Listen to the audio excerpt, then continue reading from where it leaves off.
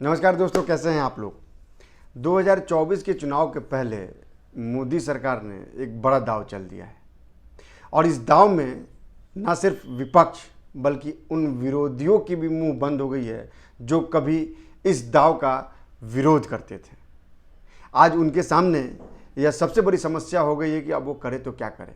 दरअसल सरकार ने 33% महिला आरक्षण, संसद में 33% महिला आरक्षण का प्रस्ताव को कैबिनेट से मंजूरी दे दी है और इसके बाद से अब यह जो बिल है यह लोकसभा में पेश होगा। लोकसभा में क्यों पेश होगा, राज्यसभा में क्यों नहीं पेश होगा, ये मैं आपको अपने अगले वीडियो में बताऊंगा। लेकिन इस दांव के चलने के बाद से पूरे विपक्ष में खलबली मची हुई है। सरकार ने जैसे ही कहा कि कैबिनेट से इसको मंजूरी मिल गई है, इसके बाद दनादन, चाहे वो कांग्रेस हो चाहे बाकी पार्टियां हो, तुरंत उन्होंने समर्थन का ऐलान कर दिया।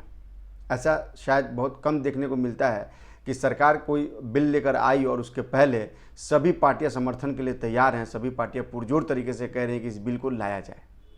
अब सवाल ये उठता है कि आखिर इतनी आसानी से विपक्ष मान क्यों गया और इसकी वजह क्या है और आखिर इस महिला आरक्षण बिल का इतिहास क्या है।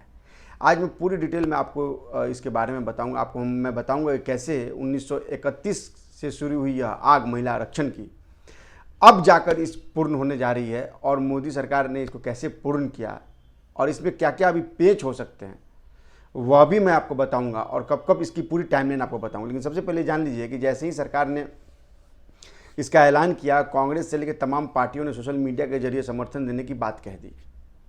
इसके इतर मुमकिन है कि सरकार जो है बुधवार को इस बिल को सदन में पेश करेगी, जिसके बाद इस पर चर्चा होगी, चर्चा के बाद इसको पारित कर दिया जाएगा।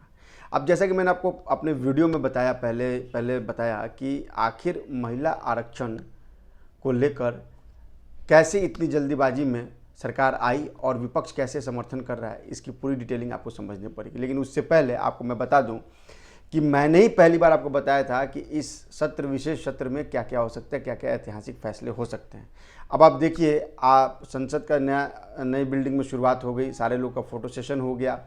आज गणेश चतुर्थी की शुभ मुहूर्त है और संसद में जो है वो नई संसद बिल्डिंग में कार्रवाई शुरू हो गई। इससे पहले कल ऐतिहासिक भाषण दिया गया।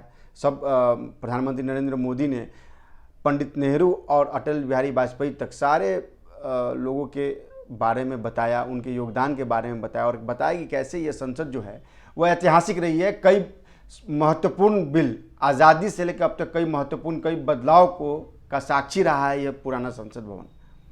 हमारे आपके लिए यह एक ऐतिहासिक है और यह एक धरोहर है, तभी इसको संजो के रखा गया है, इसको डिमोलिश नहीं किया गया। ये इस मंदिर को ऐसे ही रखा गया, इस लोकतंत्र के इस मंदिर को ऐसे ही रखा गया और नए मंदिर का समय के अनुसार निर्माण कर दिया गया। अब आते हैं अपनी खबर पे। दरअसल क्या है कि महिला आरक्षण जो है वो लगातार जो है इसकी कवायद शुरू हुई 1931 में। उसके बाद से लगातार इसको लेकर कई सारी पार्टियों ने जब सरकार बनी इसको लाने की कोशिश की, लेकिन कई बार यह विफल हो गई। हम अब आज इसकी विफलता के बारे में चर्चा करेंगे, क्योंकि इसकी विफलता इसलिए जरूरी चर्चा करना है कि जिन पार्टियों ने इसका विरोध किया था वो पार्टियां आज INDA यानी इंडी के अलायंस पार्टियों में से प्रमुख पार्टियां हैं। इसका विरोध किसने किया था? JDU ने। इसका विरोध किसने किया था? RJD ने। इसका विरोध किसने किया था? समाजवादी पार्टी ने। JDU की तरफ से शरद यादव ने इसका विरोध करते हुए कहा था कि परकटी महिलाएं हमारी महिलाओं को क्या समझेंगे, इसलिए इसको पुरजोर तरीके से जब वो राज्यसभा में इसका विरोध किया था उन्होंने। यूपीए की सरकार में लालू प्रसाद यादव और समाजवादी पार्टी ने कहा कि नहीं, यह महिला आरक्षण का हम विरोध करते हैं क्योंकि इससे जो है ताना बाना बिगड़ेगा और वो जो इनका जो एक राजनीतिक महत्वाकांक्षा है उसमें एक सेंध लग जाएगा। उस समय इनके समर्थन से सरकार चल रही थी, लिहाजा यूपीए ने इसको लोकसभा में वो पास नहीं कर पाएगी, राज्यसभा में ये पास हो गया था। अब क्यों लोकसभा में पास होगा ये और राज्यसभा में क्यों नहीं होगा? क्यों? इसलिए होगा क्योंकि जो बिल राज्यसभा वो अस्थायी सदन है राज्यसभा, इसलिए अगर उसमें कोई बिल जब एक बार पारित हो जाता है, पास हो जाता है, तो वो बिल लैप्स नहीं होता है। लैप्स होता है लोकसभा में, चूंकि ये संसद जो है हर सेशन में इसका अलग अलग होता है, वो संसद अस्थायी है। लिहाजा आज मैं इसके टाइमलाइन के बारे में आपको बताऊंगा। मैंने पूरी डिटेलिंग नोट की है, आप उसको बड़े ध्यान से सुनिएगा कि आखिर कैसे कैसे जो है इस पर महिला आरक्षण को लेकर कैसे कैसे राजनीति हुई, कब कब महिला आरक्षण की बात की गई और कब कब इस पर काम किया गया। तो सबसे पहले हम शुरुआत करते हैं कि जो यह सबसे पहले 2010 में महिला आरक्षण विधेयक राज्यसभा में पास भी किया गया, लेकिन बात आगे नहीं बढ़ी। जैसा कि मैंने आपको बताया कि आगे नहीं बढ़ी। उससे पहले इस विधायक को, ध्यान दीजिएगा, उससे पहले इस विधायक को 1998, 1999, 2002 और 2003 में बार बार संसद में पारित कराने के प्रयास किए गए। महिला आरक्षण विधेयक में लोकसभा और राज्यसभा में 33% सीटें जो हैं महिलाओं के लिए आरक्षित करने का प्रस्ताव है। इसमें एक और बहुत बड़ा लेकुना है जिसकी चर्चा हम आगे वीडियो में, बहुत ध्यान से उस वीडियो को सुनिएगा, क्योंकि वो लेकुना बहुत बड़ा लेकुना है, उसको समझना और जानना बहुत ज़रूरी है। इसके बाद क्या होता है कि इसी साल 10 मार्च को तेलंगाना का सत्ताधारी दल भारत राष्ट्रीय समिति, जिसको BRS कहते हैं, कि नेता के कविता ने महिला आरक्षण विधेयक को जल्द से जल्द संसद में पारित कराने की मांग को लेकर 6 घंटे की भूख हड़ताल की थी उन्होंने। ठीक है, इसके बाद से क्या हुआ कि यह बात आगे बढ़ी। उसके बाद लगातार से क्या हुआ कि महिला विधेयकों के मामले में अगर हम बात करें तो भारत जो है वो विश्व में 141वें स्थान पर है।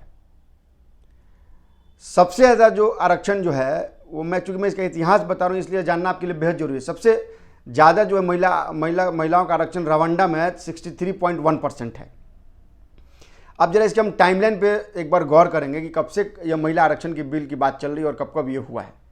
सबसे पहले बात हुई 1931 में, यानी 1931 में। भारतीय राष्ट्रीय आंदोलन के दौरान महिलाओं के लिए राजनीति में आरक्षण के मुद्दे पर चर्चा हुई थी। हालांकि बेगम शाह नवाज, ध्यान दीजिएगा, बेगम शाह नवाज और सरोजनी नायडू जैसी नेताओं ने महिलाओं को पुरुषों पर तरजीह देने के बजाय समान राजनीतिक स्थिति की मांग पर जोर दिया था।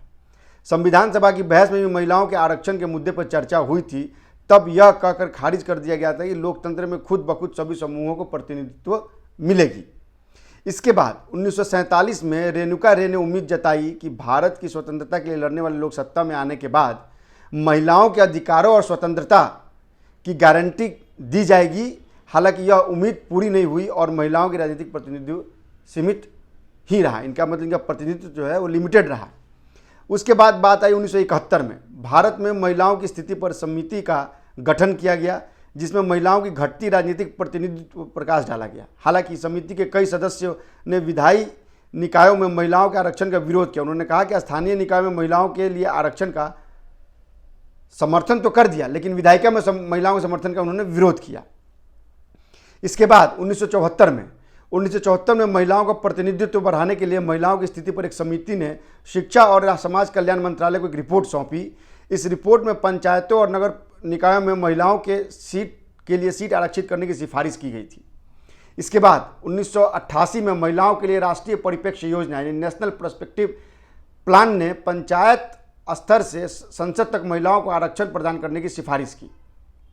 समझिएगा, पंचायत से लेकर संसद तक महिलाओं के आरक्षण को प्रस्तावित किया था। इसने पंचायती राज संस्थानों और सभी राज्यों में शहरी स्थानीय निकायों में महिलाओं के लिए 1/3 आरक्षण अनिवार्य करने और 73वें और 74वें संविधान संशोधन की नींव रखी थी। 1993 में 73वें और 74वें संविधान संशोधन में पंचायतों और नगर निकायों में महिलाओं के लिए 1/3 सीट को आरक्षित कर दिया गया। महाराष्ट्र, आंध्र प्रदेश, बिहार, छत्तीसगढ़, झारखंड और केरल सहित कई राज्यों में स्थानीय निकायों में महिलाओं के लिए 50% आरक्षण लागू किया गया। अब जो हमारे यंग जनरेशन है उनको ये सुनना चाहिए, क्योंकि उसकी बात की राजनीति को ये समझने लगे थे। 90 के दौर के बाद से जब बाजारीकरण हुआ, उसके बाद से फिर इस विधायिका को लाया गया। वो साल था 12 सितंबर 1996। HD देवगौड़ा की सरकार थी। उन्होंने 81वें संविधान संशोधन विधेयक के रूप में संसद में महिला आरक्षण विधेयक पेश किया। इसके तुरंत बाद गौड़ा की सरकार अल्पमत में आ गई और 11वीं लोकसभा भंग हो गई। विधेयक को भाकपा यानी सांसद गीता मुखर्जी की अध्यक्षता में एक संयुक्त संसदीय समिति के पास भेजा गया, जिसने 19 दिसंबर 1996 को लोकसभा में अपनी रिपोर्ट प्रस्तुत की। 26 जून 1998 राष्ट्रीय जनतांत्रिक गठबंधन यानी NDA की सरकार ने 12वीं लोकसभा में 84वें संशोधन के साथ विधेयक के रूप में विधेयक को फिर से पेश किया। इसके विरोध में एक राज्य सांसद ने विधेयक को फाड़ दिया। विधेयक फिर से लैप्स हो गया, क्योंकि वाजपेयी सरकार के अल्पमत में आने के साथ 12वीं लोकसभा भंग हो गई। और वो किस सांसद ने फाड़ा था बिल को, वो मैं आपको अगले वीडियो में बताऊंगा, इसलिए आप मेरे वीडियो को लगातार ध्यान से देखते रहिएगा। चले पहले मैं ये टाइमलाइन बता दूँगा, जो टाइमलाइन बताना बहुत जरूरी है, इसको समझना बहुत जरूरी है। इसके बाद 22 नवंबर 1999 को एनडीए सरकार ने एक बार फिर से 13वीं लोकसभा में एक बार फिर विधेयक को पेश किया, लेकिन सरकार फिर से इस मुद्दे पर आम सहमति जुटाने में विफल रही। एनडीए सरकार ने 2002-2003 में 2 बार लोकसभा में विधेयक लाया, लेकिन कांग्रेस और वामपंथी दलों ने समर्थन का आश्वासन दिए जाने के बाद भी इसे पारित नहीं कराया जा सका। वो भी इसका मैं कारण बताऊंगा आपको क्यों नहीं पारित कराया जा सका। मई 2004 में सत्ता में आने के बाद संयुक्त प्रगतिशील गठबंधन यानी यूपीए की सरकार ने साझा न्यूनतम कार्यक्रम सीएमपी में अपनी प्रतिबद्धताओं के तहत बिल पारित कराने की अपनी मंशा की घोषणा की। 6 मई 2008 को मनमोहन सिंह के नेतृत्व वाली संयुक्त प्रगतिशील गठबंधन यानी यूपीए सरकार ने विधेयक राज्यसभा में पेश किया और 9 मई 2008 को कानून और न्याय पर अस्थायी समिति को उसको भेज दिया गया। 17 दिसंबर 2009 को अस्थायी समिति ने अपनी रिपोर्ट प्रस्तुत की और विधेयक को समाजवादी पार्टी, जेडीयू और राजद के विरोध के बीच संसद के दोनों सदनों में पेश किया गया। ध्यान दीजिएगा, 22 फरवरी 2010 राष्ट्रपति प्रतिभा पाटिल ने अपने संबोधन में कहा कि सरकार बिल को जल्दी पारित करने के लिए प्रतिबद्ध है। 25 फरवरी 2010 को केंद्रीय मंत्रिमंडल ने महिला आरक्षण विधेयक को मंजूरी दे दी, जैसे इस बार केंद्रीय मंत्रिमंडल ने मंजूरी दी है। 8 मार्च 2010 को विधेयक राज्यसभा में पेश किया गया, लेकिन सपा, राजद और यूपीए सरकार से समर्थन वापस लेने की धमकियों के बाद मतदान को स्थगित कर दिया गया। ध्यान दीजिएगा, 9 मई 2010 को राज्यसभा में महिला आरक्षण विधेयक को 1 के मुकाबले 186 मतों के भारी बहुमत से पारित कर दिया गया। 1 के मुकाबले में बताऊंगा वो आदमी कौन था जिसके मुकाबले पारित नहीं हुआ। हालांकि इसे लोकसभा में पेश नहीं किया जा सका, राज्यसभा में तो पास कर गया, लेकिन लोकसभा में ये पेश नहीं हो गया। 2014-2019 में बीजेपी ने अपने चुनावी घोषणा पत्र में महिलाओं का आरक्षण के लिए 33% आरक्षण की बात कही थी, जिसको अब वो अमली जामा पहना रहा है। अब जरा देखिए कि अब जरा वर्तमान में आप जरा ये समझ लीजिए कि महिलाओं का प्रतिनिधित्व कितना है, क्योंकि यह भी जानना आपके लिए बेहद जरूरी है। 2019 के लोकसभा चुनाव में कुल 82 महिलाएं जीत दर्ज कर संसद में पहुंची थी। तब बीजेपी को अकेले 303 सीटें मिली थी और उसने केंद्र में सत्ता में दमदार वापसी की थी। लोकसभा की 538 सीटों में 82 महिलाएं होने का मतलब है कि उनकी भागीदारी 15.2% रही। राष्ट्रीय सांसदों से आंकड़े जुटाने वाली अंतर्राष्ट्रीय संस्था आईपीयू पार्लिने के मुताबिक राज्यसभा के 238 निर्वाचित सदस्यों में से 33 महिलाएं हैं। इस तरह भारतीय संसद के उच्च सदन में महिलाओं की भागीदारी 13.9% है और लोकसभा में 15 कुछ फीसदी इनकी भागीदारी है। लेकिन अब सवाल ये उठता है कि आखिर इस विधेयक का विरोध किसने किया था। दरअसल क्या है कि इस विधेयक के पास होने के बाद से जो जेडीयू, हालांकि उस समय नीतीश कुमार के समर्थन में थे, लेकिन शरद यादव ने इस बिल को ले जाकर वेल में राज्यसभा में फाड़ दिया इसको और कहा कि यह विधेयक जो है वो बॉब कट जो है पर कटी महिलाएं कैसे हमारे देश की महिलाओं को समझेगी। लालू प्रसाद यादव और मुलायम सिंह यादव ने इस बिल का विरोध किया था। सवाल ये पैदा होता है कि यह तीनों पार्टियां आईएनडीए गठबंधन में है, लिहाजा यह माना जा रहा है कि अब ये अगर इसका विरोध करती हैं तो आईएनडीए में भी एक बड़ा बिखराव होगा। उस पर भी मैं अपना वीडियो बनाऊंगा, उस पर एनालाइज करूंगा कि आखिर कांग्रेस ने इतना तबातोड़ समर्थन देने की बात क्यों कर दी, क्यों लगातार सोनिया गांधी चिट्ठी लिखकर महिला आरक्षण बिल को कह रही हैं और इसका असर आईएनडीए यानी विपक्ष पे क्या पड़ेगा, इसकी भी चर्चा हम अगले वीडियो में अपने करेंगे, जो मैं अभी वीडियो बनाऊंगा इसके बाद से।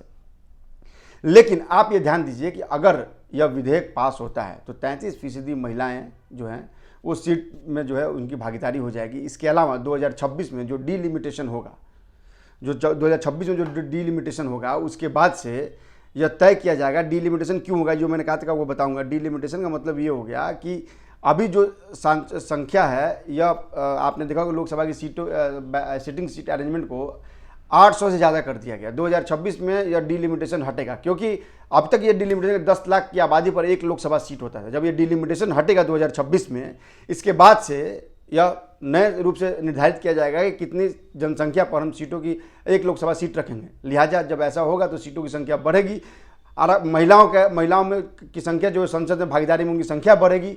इस लिहाज से यह डीलिमिटेशन भी बहुत इंपॉर्टेंट है। बुधवार को इस पर चर्चा होगी, विस्तार से चर्चा होने के बाद सबके मंतव्य आएंगे, लेकिन यह माना जा रहा है कि कॉन्फिडेंट है प्रधानमंत्री नरेंद्र मोदी कि यह बिल पास हो जाएगा, क्योंकि जिस तरह से विपक्ष इसका समर्थन कर रहा है इससे ये तय है कि इसमें अब कोई अड़चन आने वाली नहीं है। इसके अलावा इस विधेयक इस संविधान संशोधन के लिए आधी विधायिका यानी आधे से ज़्यादा राज्यसभाओं के विधायकों में भी इसका समर्थन मिलना बहुत जरूरी है, तब जाके ये पूरी तरह से अमली जामा पहनेगा।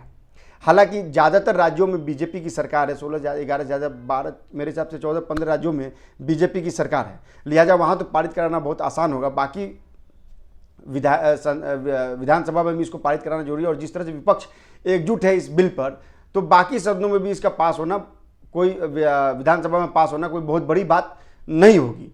लिहाजा अच्छा, अब अगर ये विधेयक पास होता है तो जो मैनिफेस्टो में जो वादा एनडीए ने किया था, जो सरकार ने वादा किया था, यह चुनाव में एक बड़ा मुद्दा बन जाएगा, महिलाओं के आरक्षण का मुद्दा बन जाएगा। हालांकि निकाय स्तर पर महिलाओं का आरक्षण है, उसको लेकर लालू यादव ने कहा था, समाजवादी पार्टी के नेता ने कहा था कि भाई होता क्या है कि बिहार जैसे राज्यों में या छोटे जैसे राज्यों में क्या होता है कि वहाँ तो महिलाएं आरक्षित सीटों पर महिलाएं तो खड़ी रहती है, लेकिन उनका काम काज का तरीका कौन करता है? उनके पति संभालते हैं। उनके पति के वर्चस्व से वो चुनाव जीतती हैं और दिखाने के लिए आरक्षण घोषित किया जाएगा। सो इन सब बातों पर हमें खास ध्यान रखना पड़ेगा, हमें नज़र रखना पड़ेगा।